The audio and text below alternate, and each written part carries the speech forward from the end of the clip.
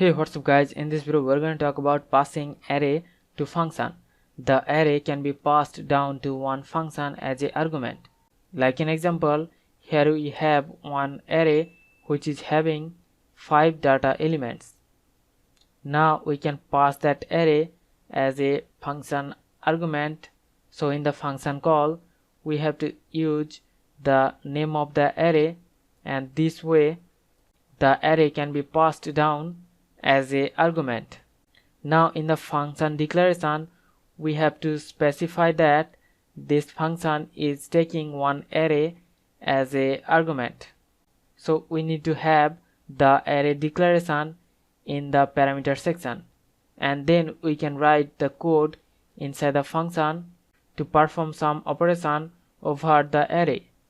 So in this example program we have one function which is taking one array as a parameter. So we can pass the array to that function. So in the function call we have to use the name of the array, and this way the array will be copied to the formal parameter. And then we have used the for loop to iterate through the array elements and print all the array elements onto the console. So now I'm gonna save this program and I'm gonna run the program. And you can see the output, the array elements has been printed onto the console. Similarly, we can pass to the array to function. In that case we have to first of all define the function that this function takes one to the array as argument, and then we can use the name of that array to pass that as a argument.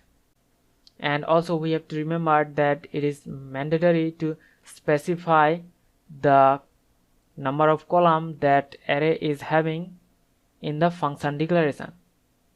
So in this example program we have one function called print array which is taking one to the array. So because this is taking one to the array, so it is mandatory to specify the number of columns that array is having, and then we can pass that to the array using the name of that array. So the array elements will be copied down to the formal parameter, and then we have used the nested for loop to print all the individual array elements. So now I'm gonna save this program and I'm gonna run the program,